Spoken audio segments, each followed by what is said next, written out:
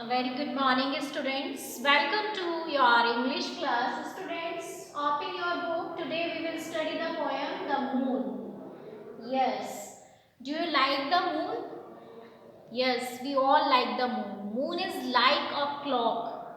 ठीक है, जब हम अपने हॉल में से देखते हैं तो मून कैसा लगता है हमको, एक क्लॉक की तरह से लगता है. So this poem is all about कि मून सबको कैसा लगता है and how the dog and other animals react to the moon. So let's study.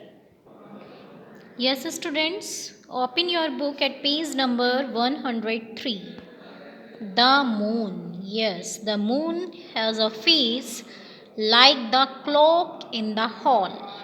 ठीक है, जैसे हॉल में क्लॉक लगी रहती है ना, सेम इसी तरह से मून का फेस होता है ना. ऐसा ही लगता है ना, मून राउंड होता है एक क्लॉक की तरह से.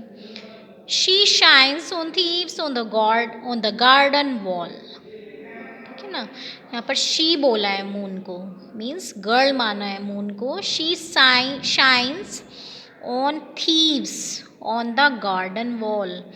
ठीक है, अगर रात में जो है थीव्स वगैरह निकलते हैं तो गार्डन वॉल में वो इस तरह से शाइन करता है कि वो थीव्स उसमें दिख सकते हैं, है ना. तो मून बड़ा हेल्पफुल होता है उस चीज़ में.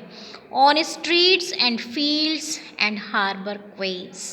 ठीक है, स्ट्रीट्स पर भी चमकता है मून, फील्ड्स में से भी दिखता है, हार्बर क्वेज में से भी दिखता है. Harbour quays means places on the coast where ships load and unload goods. ठीक है, जहाँ पर शिप्स जो हैं गुड्स को लोड और अनलोड करते हैं, उस प्लेस को हम हार्बर क्वेज बोलते हैं. And birdies asleep in the fork of the trees.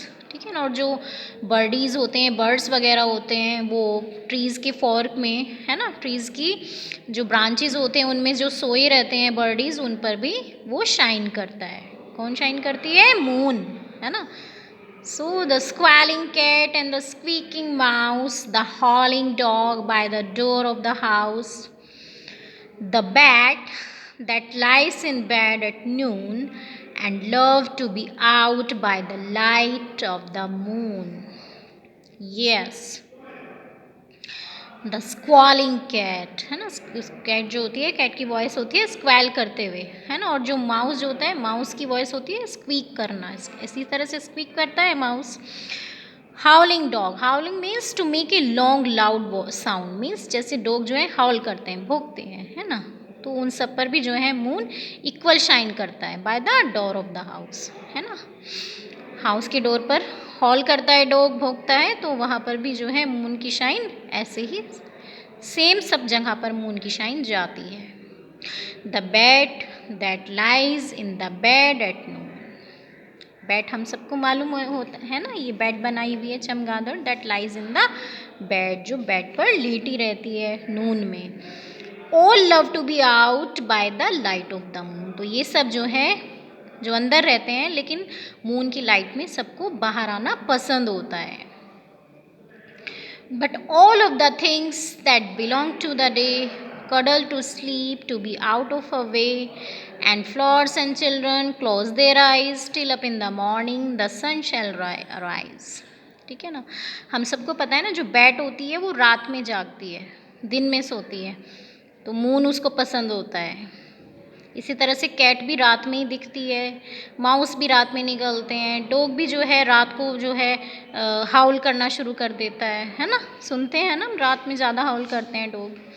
तो उनको सबको मून पसंद होता है. लेकिन जो लोग डे से बिलोंग करते हैं, जैसे कौन कौन से होते हैं, जैसे फ्लावर्स होते हैं या चिल्ड्रन होते हैं, all of the things that belong to the day, है ना, तो वो they cuddle to sleep. Cuddle means होता है बेटा टू होल्ड समबडी. तो वो स्लीप को कडल कर लेते हैं, मतलब नींद सो जाते हैं. To be out of her way means जो मून है उसके रास्ते में से हटकर वो सो जाते हैं, स्लीप को कडल कर लेते हैं. एंड जो फ्लावर्स एंड चिल्ड्रन हैं, दे क्लोज देयर आइज, वो अपनी आइज़ क्लोज करते हैं. Till up in the morning, तब तक जब मॉर्निंग तक, जब तक कि सन शैल अराइज, जब तक सन राइज नहीं होता. ठीक है, so this is the poem about moon, कि मून में कौन कौन जो है पसंद करते हैं मून को, और कैसा दिखता है moon. Moon has a face like the clock in the house. तो इसमें आप लोग बेटा डिफ़िकल्ट वर्ड्स लिखिए. Streets, birdies is the second word. Third word is squalling. Fourth word is hauling. ठीक है. Fifth word is cuddle. Yes, one homework is also there after making sub index. बेटा अभी जो आपकी कॉपीज़ नोटबुक्स चेक की गई थी तो कुछ स्टूडेंट्स ने सब इंडेक्स नहीं बनाया था, तो वो बनाना होता है बेटा. ठीक है, आपको समझाया गया था जिस तरह से उसी तरह से बनाना है. सब इंडेक्स लिखेंगे, फिर आप चैप्टर का नंबर, चैप्टर नेम, उस चैप्टर में हम क्या क्या लिख रहे हैं, जैसे हम वर्ड मीनिंग लिख रहे हैं, डिफ़िकल्ट वर्ड्स लिख रहे हैं, क्वेश्चन आंसर्स लिख रहे हैं, तो वो हमें डालना होता है बेटा.